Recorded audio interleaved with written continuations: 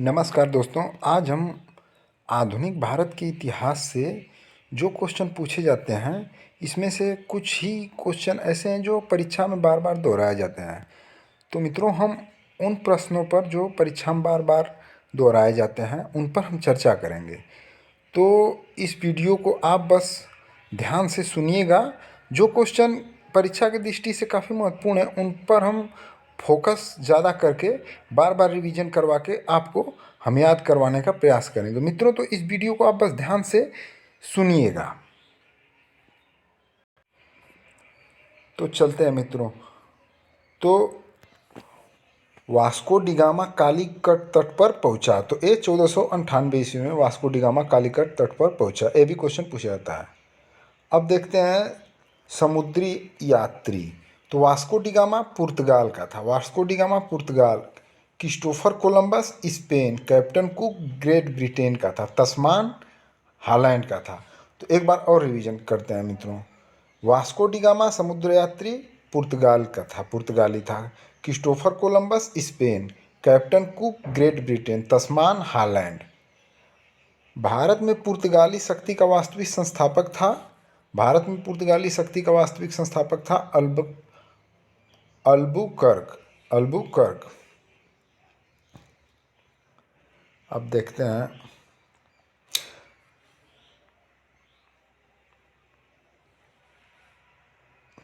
पांडिचेरी पर कब्जा करने वाले पहली यूरोपीय शक्ति पुर्तगाली थे। पांडिचेरी पर कब्जा करने वाले पहले यूरोपीय शक्ति पुर्तगाली थे। अब कलकत्ता का संस्थापक था। कलकत्ता का संस्थापक जाप चारनाक था। कलकत्ता का संस्थापक कौन था? कलकत्ता शहर का जाप चारनाक। जाप चारनाक।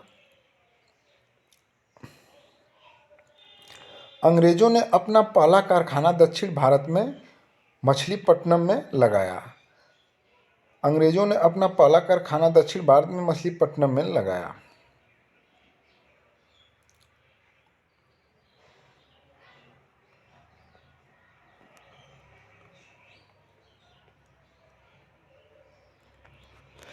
लंदन में ब्रिटिश ईस्ट इंडिया कंपनी के गठन के समय भारत का बादशाह था। लंदन में ब्रिटिश ईस्ट इंडिया कंपनी के गठन के समय भारत का बादशाह था। तो लंदन में ईस्ट इंडिया कंपनी की जब स्थापना हुई तो भारत में अकबर का शासन था। ये मित्रों क्वेश्चन पूछा जाता है। लंदन में जब ब्रिटिश ईस्ट इंडिया कंपनी की स्थापना हुई तो उस समय भारत में अकबर का शासन था। वह मुगल सम्राट जिसके शासनकाल में इंग्लिश ईस्ट इंडिया कंपनी ने भारत में सर्वप्रथम कारखाना स्थापित किया। ये भी महत्वपूर्ण है। तो जहांगीर के शासनकाल में इंग्लिश ईस्ट इंडिया कंपनी ने भारत में अपना कारखाना स्थापित किया। तो जहांगीर के शासनकाल में ईस्ट इंडिया कंपनी ने भारत में अपना कारखाना स्थापित किया। भारत में 1613 ईस्वी में अंग्रेजों ने अपनी पहली फैक्ट्री स्थापित की थी। भारत में 1613 ईस्वी में अंग्रेजों ने अपनी पहली factory British east India company ने बम्बई लिया था। ब्रिटिश ईस्ट इंडिया कंपनी ने बम्बई लिया था पुर्तगालियों से। देखते हैं अगला क्वेश्चन। प्रथम कर्नाटक युद्ध का तत्कालिक कारण था। तो प्रथम कर्नाटक युद्ध का तत्कालिक कारण था अंग्रेजों द्वारा फ्रांसीसी जहाज़ों का अधिग्रहण। प्रथम कर्नाटक युद्ध का तत्कालिक कारण अंग्रेजों द्वारा फ्रांसीसी जहाज़ों का अधिग्रहण। अब मित्रों देखते हैं, ये महत्वपूर्ण क्वेश्चन है। प्रथम कर्नाटक युद्ध एक्सलापेल की संधि से अंत हुआ। प्रथम कर्नाटक युद्ध एक्सला चैपल की संधि से अंत हुआ। द्वितीय कर्नाटक युद्ध अनिर्णायक रहा। द्वितीय कर्नाटक युद्ध अनिर्णायक। तृतीय कर्नाटक युद्ध पेरिस की संधि से अंत। तृतीय कर्नाटक युद्ध पेरिस की संधि से अंत हुआ। तृतीय कर्नाटक युद्ध का अंत पेरिस की संधि से हुआ। अब देखते हैं प्रथम मैसूर युद्ध। प्रथम मैसूर युद्ध में ब्रिटेन की सेना हार गई तथा हैदर अली की पराजय हुई। अब क्वेश्चन देखते हैं, फ्रांसीसी ईस्ट इंडिया कंपनी की स्थापना हुई थी। तो फ्रांसीसी ईस्ट इंडिया कंपनी की स्थापना लुई 14वें के शासनकाल में हुई थी। हाँ मित्रों, एक और क्वेश्चन बहुत इंपॉर्टेंट है। भारत में यूरोपीय शक्तियों के आगमन का क्रम है। तो भारत में यूरोपीय शक्तियों के आगमन का सबसे पहले पुर्तगाली आए, उसके बाद डच, उसके बाद अंग्रेज, तब फ्रांसीसी आए। तो भारत में यूरोपीय शक्तियों के आगमन सबसे पहले पुर्तगाली, डच, अंग्रेज, तब फ्रांसीसी।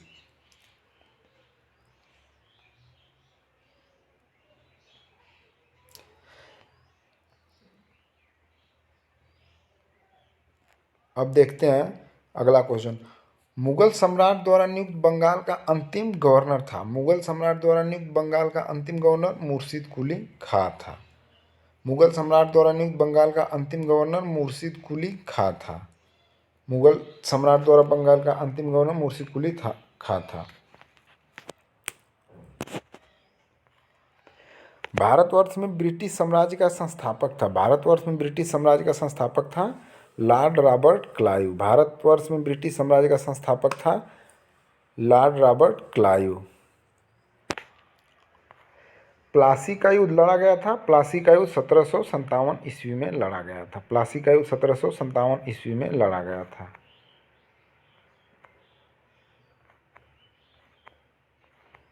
अब अगला क्वेश्चन देखते हैं।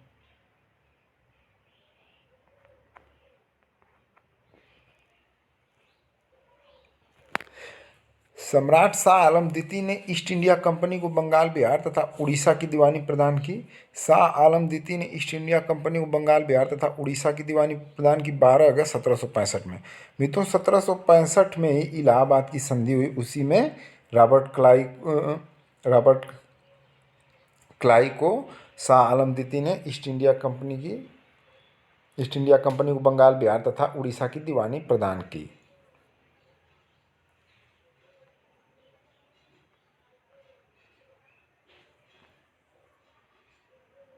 अब अगला क्वेश्चन देखते हैं मित्रों।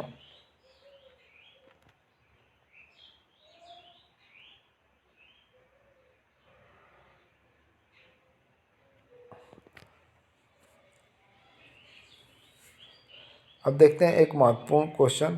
प्रथम आंग्ल मैसूर युद्ध में हैदर अली विजित हुआ। द्वितीय आंग्ल मैसूर युद्ध अनिर्णायक रहा। द्वितीय आंग्ल मैसूर युद्ध अनिर्णायक। तृतीय आंग्ल मैसूर युद्ध टीपू सुल्तान युद्ध में पराजित हुआ और अपना भूभाग अंग्रेजों को दे दिया। तृतीय आंग्ल मैसूर युद्ध टीपू सुल्तान युद्ध में पराजित हुआ और अपना भूभाग अंग्रेजों को दे दिया। चतुर्थ आंग्ल मैसूर युद्ध टीपू सुल्तान पराजित हुआ तथा युद्ध में मारा गया। चतुर्थ आंग्ल मैसूर युद्ध टीपू सुल्तान पराजित हुआ तथा युद्ध में मारा गया तथा चतुर्थ आंग्ल मैसूर युद्ध 1799 ईस्वी में हुआ। अब अगला क्वेश्चन देखते हैं।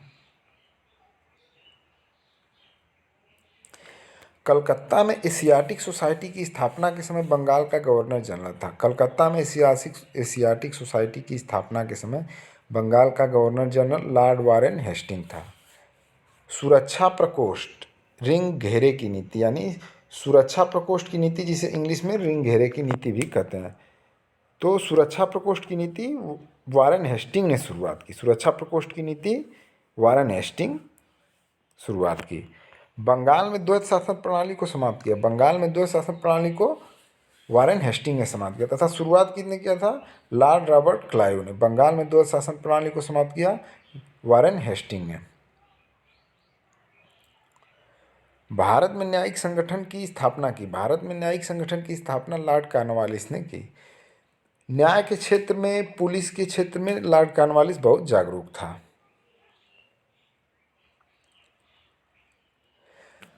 लॉर्ड वेलेस्ली की सहायक संधि को स्वीकार करने वाला प्रथम मराठा सरदार पेशवा बाजीराव द्वितीय। सहायक संधि की नीति को शुरुआत करने वाला लॉर्ड वेलेस्ली ही था। लॉर्ड वेलेस्ली की सहायक संधि को स्वीकार करने वाला प्रथम मराठा सरदार पेशवा बाजीराव द्वितीय। सहायक संधि को क्रियान्वित किया गया लॉर्ड वेलेस्ली के काल में। सहायक संधि को क्रियान्वित किया गया लॉर्ड वेलेस्ली के काल में। सहायक संधि व्यवस्था को स्वीकार करने वाला प्रथम भारतीय देशी शासक था। तो सहायक संधि व्यवस्था को स्वीकार करने वाले सबसे पहले हैदराबाद के निजाम ने स्वीकार किया। तो हैदराबाद के निजाम, एक क्वेश्चन पूछा जाता है।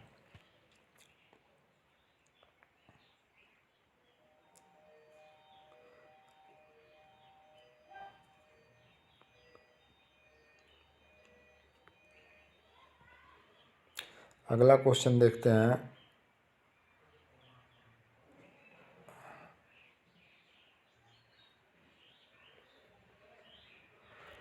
देखते हैं निम्नलिखित युद्धों को किनका किनका नेतृत्व। तो बक्सर के युद्ध का नेतृत्व हेक्टर मुनरो ने किया। बक्सर के युद्ध का नेतृत्व हेक्टर मुनरो ने किया। आंग्ल नेपाल युद्ध का नेतृत्व लॉर्ड हेस्टिंग। आंग्ल नेपाल युद्ध का लॉर्ड हेस्टिंग। और चतुर्थ आंग्ल मैसूर युद्ध लॉर्ड वेलेजली। चतुर्थ आंग्ल मैसूर युद्ध लॉर्ड वेलेजली। तृतीय आंग्ल मैसूर युद्ध लॉर्ड कर्नवालिस। तृतीय आंग्ल मैसूर युद्ध लॉर्ड कर्नवालिस ने किया। अब अगला क्वेश्चन देखते हैं मित्रों। सती प्रथा पर पाबंदी लगाई। सती प्रथा पर पाबंदी लगाई विलियम बेंटिंक ने। सती प्रथा पर पाबंदी विलियम बेंटिंक लगाई तथा किस समय लगाई? 1829 में। सती प्रथा पर पाबंद विलियम बेंटिंक ने 1829 में लगाई। वह गवर्नर जनरल जिसने विलय की नीति, जिसे हड़प नीति भी कहा जाता है, वह गवर्नर जनरल जिसने विलय की नीति नियोजित एवं क्रियान्वित की, तो ये लॉर्ड डलहौजी था। तो वह गवर्नर जनरल जिसने विलय की नीति नियोजित एवं क्रियान्वित की, लॉर्ड डलहौजी। लॉर्ड डलहौजी। भारत में ब्रिटिश शासन के दौरान झांसी, संबलपुर तथा सतारा राज्यों में विलय का सही क्रम। तो सतारा, संबलपुर, झांसी। सतारा, संबलपुर, झांसी।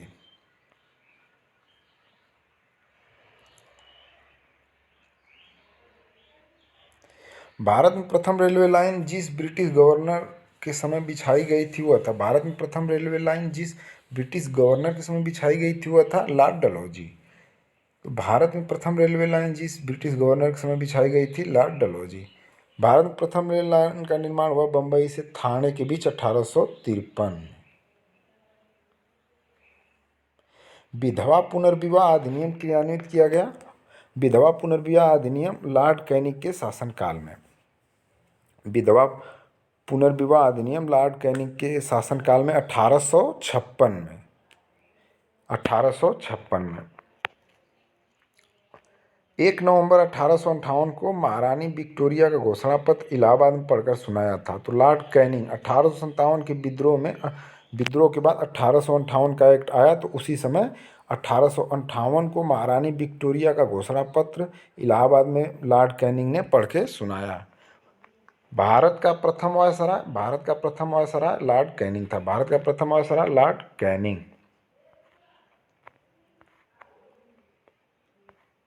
अब देखते हैं निम्नलिखित गवर्नर जनरल से संबंधित उनकी व्यवस्थाएं। लॉर्ड कर्नवालिस स्थायी बंदोबस्त लाया। लॉर्ड कर्नवालिस स्थायी बंदोबस्त। लॉर्ड वेलेजली सहायक संधि। लॉर्ड डलहौजी व्यक्तिगत का सिद्धांत, जिसे हड़प नीति भी कहते हैं। 1857 का विद्रोह लॉर्ड कैनिंग के समय। 1857 का विद्रोह लॉर्ड कैनिंग के समय हुआ। तृतीय आंग्ल मराठा युद्ध लॉर्ड हेस्टिंग। तृतीय आंग्ल मराठा युद्ध लॉर्ड हेस्टिंग। लॉर्ड कर्नवालिस स्थायी बंदोबस्त। लॉर्ड वेलेजली सहायक संधि। लॉर्ड डलहौजी व्यक्तिगत का सिद्धांत। और 1857 का विद्रोह लॉर्ड कैनिंग के शासनकाल में हुआ। स्थायी बंदोबस्त का प्रारंभ किया गया था लॉर्ड कर्नवालिस के शासनकाल में। एक क्वेश्चन महत्वपूर्ण पूछा जाता है।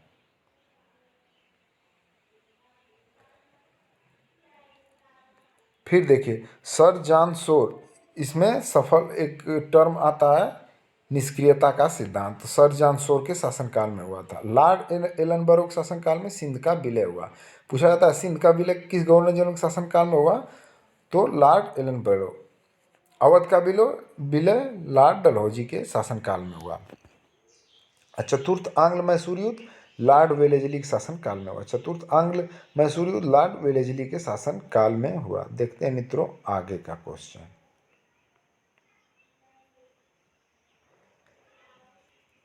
वह गवर्नर जनरल जो चतुराईपूर्ण निष्क्रियता की नीति के साथ जुड़ा था। वह गवर्नर जनरल जो चतुराईपूर्ण निष्क्रियता की नीति से जुड़ा था, जॉन लॉरेंस। John Lawrence. अब मित्रों भारत में अंग्रेजों के समय प्रथम जनगणना हुई। भारत में अंग्रेजों के समय प्रथम जनगणना हुई। एक क्वेश्चन फैक्चुअल रूप में पूछा जाता है। तो लॉर्ड मेयो के काल में। भारत में अंग्रेजों के समय प्रथम जनगणना हुई 1872 में लॉर्ड मेयो के काल में।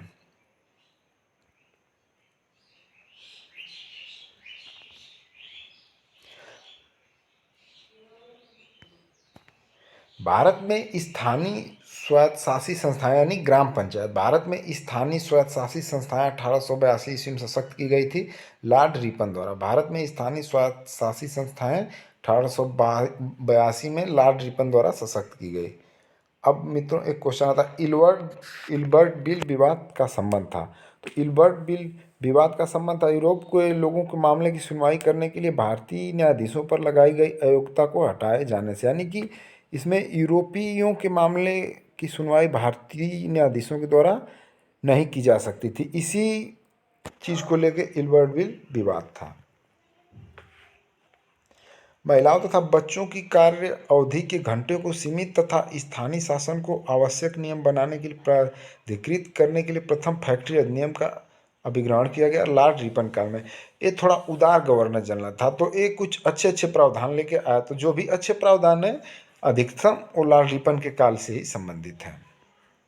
भारत में स्थानीय स्वायत्त शासक का जनक माना जाता है। भारत में स्थानीय स्वायत्त शासन का जनक यानी ग्राम पंचायत तो लॉर्ड रिपन को माना जाता है।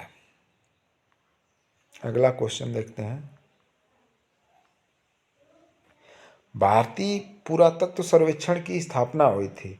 भारतीय पुरातत्व सर्वेक्षण की स्थापना लॉर्ड कर्जन के काल में हुई थी। भारतीय पुरातत्व सर्वेक्षण की स्थापना लॉर्ड कर्जन के काल। प्राचीन स्मारक संरक्षण एक्ट पारित हुआ था। प्राचीन स्मारक संरक्षण एक्ट लॉर्ड कर्जन के कार्यकाल में पारित हुआ था।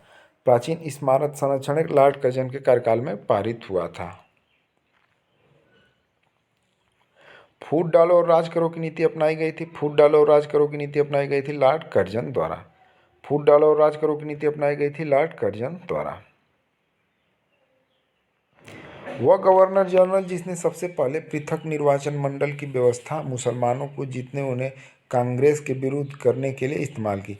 यानी पृथक निर्वाचन मंडल की व्यवस्था, यानी कि जिस जाति का वो था उसी जाति के लोग उससे वो वोट डाल सकते थे। यानी कि जिस समुदाय का व्यक्ति है बस उसी समुदाय के व्यक्ति उसको वोट डाल सकते थे। ये पृथक निर्वाचन इसे कहा जाता था। तो लॉर्ड मिंटो के समय 1909 में पृथक निर्वाचन व्यवस्था आई। तो लॉर्ड मिंटो एक महत्वपूर्ण क्वेश्चन है। ब्रिटिश भारत की राजधानी का कलकत्ता से दिल्ली स्थानांतरण क्रियान्वित हुआ। ब्रिटिश भारत की राजधानी का कलकत्ता से दिल्ली स्थानांतरण क्रियान्वित हुआ लॉर्ड हार्डिंग के काल में। ब्रिटिश भारत की राजधानी का कलकत्ता से दिल्ली स्थानांतरण क्रियान्वित हुआ लॉर्ड हार्डिंग के काल में। अब देखते हैं मित्रों चूक का सिद्धांत, जिसे हड़प नीति। तो ये लॉर्ड डलहौजी के द्वारा शुरू की गई। चूक का सिद्धांत, हड़प नीति, लॉर्ड डलहौजी। बंगाल का विभाजन लॉर्ड कर्जन शासनकाल में हुआ था। बंगाल में द्वारा शासन लॉर्ड क्लाइव लाया तथा वारेन हेस्टिंग ने इसे 1773 ईस्वी में खत्म कर दिया। सामाजिक सुधार लॉर्ड विलियम बेंटिंग।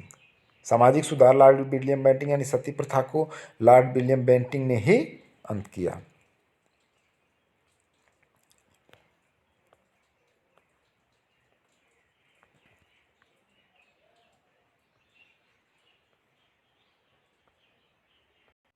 देखते हैं मित्रों अगला क्वेश्चन दिया। शब्द इंपीरियल प्रेफरेंस का प्रयोग किया जाता था। शब्द इंपीरियल प्रेफरेंस का प्रयोग भारत में ब्रिटिश आयातों पर दी गई विशेष रियायतों के लिए, यानी कि जो ब्रिटेन का माल तैयार होकर भारत में आता था तो उस पर बहुत कम शुल्क लगाया जाता था। तो इसे इंपीरियल प्रेफरेंस का प्रयोग किया इसे कहा जाता है। स्थायी बंदोबस्त प्रारंभ किया गया। स्थायी बंदोबस्त लॉर्ड कॉर्नवालिस के प्रशासन काल में। लॉर्ड कॉर्नवालिस द्वारा स्थायी बंदोबस्त लागू किया गया। एक क्वेश्चन महत्वपूर्ण है। लॉर्ड कॉर्नवालिस द्वारा स्थायी बंदोबस्त 1793 ईस्वी में। लॉर्ड कॉर्नवालिस द्वारा स्थायी बंदोबस्त 1793 ईस्वी में लागू किया गया।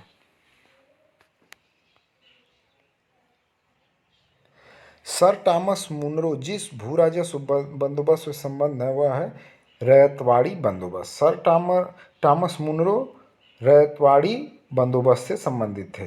सर टॉमस मुनरो रैयतवाड़ी बंदोबस्त से संबंधित थे। अंग्रेजों ने रैयतवाड़ी बंदोबस्त लागू किया था। अंग्रेजों ने रैयतवाड़ी बंदोबस्त मद्रास और बम्बई प्रेसिडेंसी में लागू किया था। अंग्रेजों ने रैयतवाड़ी बंदोबस्त लागू किया था मद्रास और बम्बई प्रेसिडेंसी में। सर्वप्रथम कहाँ प्रारंभ की तो मद्रास प्रेसिडेंसी में। अंग्रेजों ने सर्वप्रथम रैयतवाड़ी व्यवस्था प्रारंभ की तो मद्रास प्रेसिडेंसी में। तथा इससे कौन संबंधित थे तो सर टॉमस मुनरो। रैयतवाड़ी बंदोबस्त से सर टॉमस मुनरो। रैयतवाड़ी बंदोबस्त क्या था तो किसानों द्वारा लगान सीधे सीधे संपर्क किया जाता था लगान लेने के लिए तथा रैयतवाड़ी बंदोबस्त में भूमि को जांच परख के उसका सर्वेक्षण करके तब कर लगाया जाता था, उसका मूल्य निर्धारण किया जाता कर का।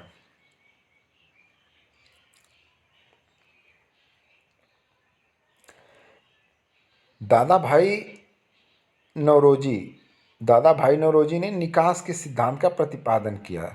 तो इसे कहा जाता है आर्थिक दोहन का भी सिद्धांत। तो पूछा जाएगा कि आर्थिक दोहन के सिद्धांत को किसने प्रतिपादित किया, तो दादा भाई नौरोजी ने। आर्थिक दोहन क्या था, तो भारत की राष्ट्रीय संपदा यानी भारत के धन का एक भाग का कुल कुल जो अंग्रेजों के द्वारा लिया जाता था तथा उसके बदले कुछ भारतीयों को प्रतिफल नहीं मिलता था, तो भारत की ही संपदा का यूज करके वो भारत में ही मुनाफा कमाते थे। आर्थिक दोहन एक तरह से इस तरह समझ सकते हैं आप। तो आर्थिक दोहन का सर्वप्रथम प्रतिपादन किसने किया, दादा भाई नौरोजी ने। भारत में उपनिवेशवाद के आर्थिक आलोचक थे।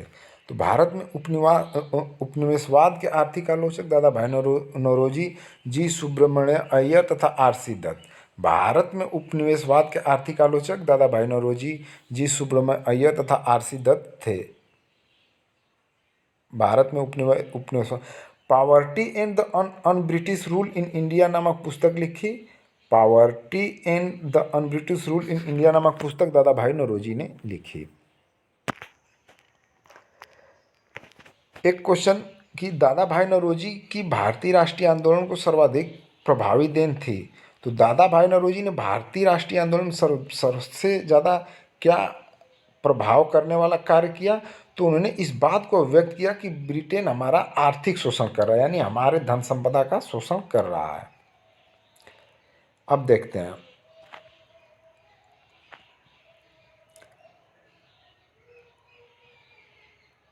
मंगल पांडे घटना हुई थी। मंगल पांडे घटना बैरकपुर में मंगल पांडे सिपाही थे 34वीं बंगाल नेटिव इन्फेंट्री के। मंगल पांडे सिपाही थे 34वीं बंगाल नेटिव इन्फेंट्री के।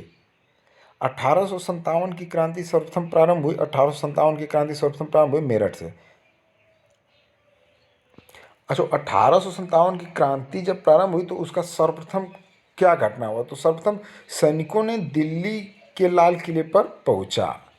सर्वप्रथम दिल्ली के लाल किले पर सैनिकों का पहुंचना 1857 के स्वाधीनता संग्राम का प्रतीक था। 1857 के स्वाधीनता संग्राम का प्रतीक था कमल और रोटी।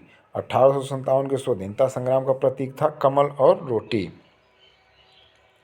1857 के संग्राम में झांसी, मेरठ, दिल्ली तथा कानपुर केंद्रों में से सबसे पहले अंग्रेजों ने पुनः अधिकृत किया। 1857 के संग्राम में झांसी, मेरठ, दिल्ली तथा कानपुर केंद्रों में से सबसे पहले अंग्रेजों ने किसे पुनः अधिकृत किया, तो दिल्ली को। सबसे पहले अंग्रेजों ने दिल्ली को अधिकृत किया। 1857 के बरेली विद्रोह का नेता था, तो 1857 के बरेली विद्रोह के नेता खान बहादुर थे।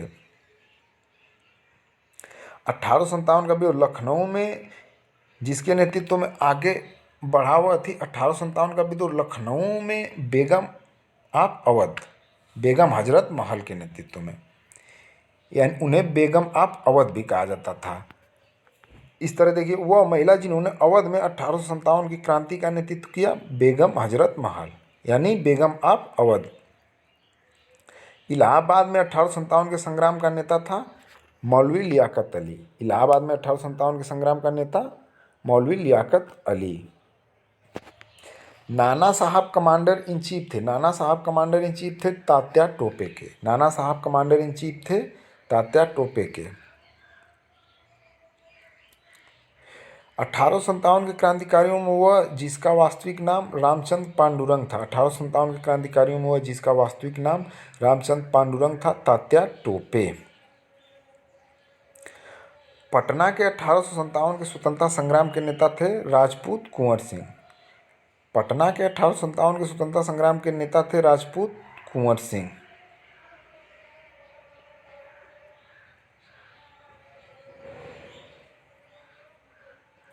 अगला क्वेश्चन है, अगला क्वेश्चन देखते हैं। हाँ, 1857 के विद्रोह में शिक्षित वर्ग का क्या रोल था? तो 1857 के विद्रोह में शिक्षित वर्ग तटस्थ था, मतलब न विद्रोहियों का साथ दिया न अंग्रेजों का। तो 1857 के विद्रोह में शिक्षित वर्ग न विद्रोहियों का साथ दिया न अंग्रेजों का। ये क्वेश्चन थोड़ा महत्वपूर्ण है। खेतिहर, मजदूर, साहूकार, कृषक तथा जमींदार वर्गों में 1857 के विद्रोह में भाग नहीं लिया। खेतिहर, मजदूर, साहूकार, कृषक तथा जमींदार वर्गों में 1857 के विद्रोह में भाग लिया नहीं लिया। तो साहूकार तथा जमींदार 1857 के विद्रोह में भाग नहीं लिए। ये अंग्रेजों के चाटुकार थे, साहूकार तथा जमींदार। अब देखते हैं स्थान तथा उसके जगह के विद्रोह के नेतृत्व करता। तो बख्त खां 1857 के विद्रोह के दिल्ली से नेतृत्व कर रहे थे। बख्त खां दिल्ली से, मौलवी अहमदुल्ला अवध से, कुंवर सिंह आरा, नाना साहब कानपुर, झांसी से रानी लक्ष्मीबाई, लखनऊ से बेगम हजरत महल, झांसी से रानी लक्ष्मीबाई, लखनऊ से बेगम हजरत महल, कानपुर से अजीमुल्ला खां, फैजाबाद से मौलवी अहमद शाह। 1857 के विद्रोह के समय भारत का गवर्नर जनरल था 1857 के विद्रोह के समय भारत का गवर्नर जनरल था लॉर्ड कैनिंग। 1857 के विद्रोह के समय भारत का गवर्नर जनरल था लॉर्ड कैनिंग। 1857 में इलाहाबाद को आपातकालीन मुख्यालय बनाया गया था, तो लॉर्ड कैनिंग के द्वारा। 1857 के विद्रोह के समय ब्रिटिश प्रधानमंत्री थे 1857 के विद्रोह के समय ब्रिटिश प्रधानमंत्री थे विस्कान पामर्स्टन। 1857 के विद्रोह के समय ब्रिटिश प्रधानमंत्री थे विस्कान पामर्स्टन। 1857 विद्रोह के समय ब्रिटिश प्रधानमंत्री। अब क्वेश्चन है 1857 का विद्रोह असफल रहा, इसके क्या कारण है? तो 1857 के विद्रोह के असफल होने के कई कारण थे। इसमें कोई एक केंद्रीकृत योजना नहीं थी, कोई एक अनुशासन वाला संगठन नहीं था, तथा राष्ट्रीयता की भावना का भी अभाव था।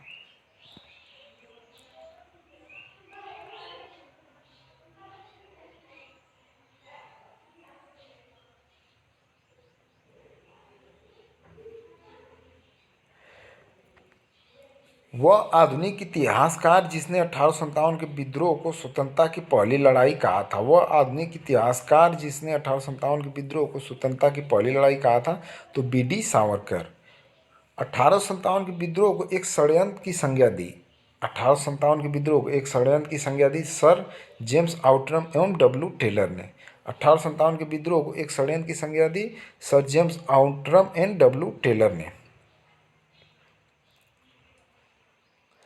तथाकथित प्रथम राष्ट्रीय संग्राम न राष्ट्रीय न ही स्वतंत्रता संग्राम था, यह कथन संबंध है। तो आर.सी. मजूमदार ने यह कथन कहा था।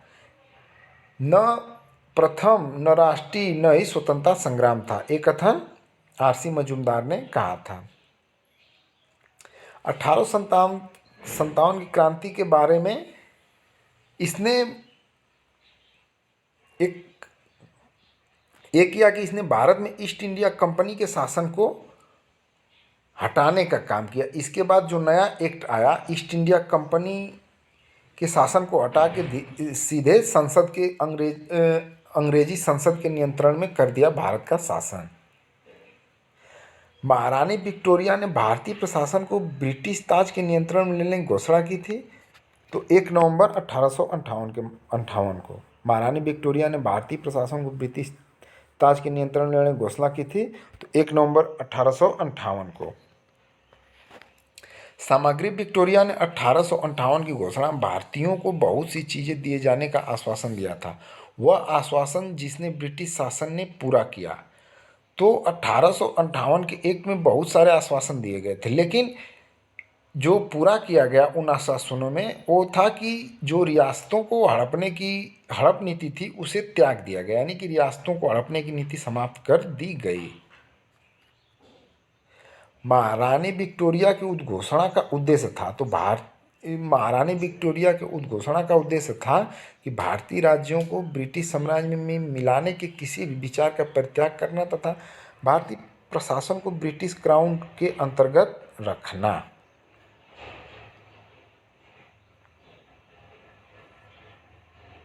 1857 के विद्रोह के बाद ब्रिटिश सरकार ने सिपाहियों का किन प्रांतों से ज़्यादा चयन किया? तो 1857 के विद्रोह में गोरखा, सिख एवं पंजाबी उत्तर प्रांत से चयन ज़्यादा किया, क्योंकि 1857 के विद्रोह में इन क्षेत्र के सिपाहियों ने अंग्रेज़ों का साथ दिया था। तो मित्रों, इस वीडियो में इतना है तथा अगले वीडियो में हम आगे के कुछ फैक्चुअल क्वेश्चन को याद करेंगे क्वेश्चन के माध्यम से। तो धन्यवाद मित्रों।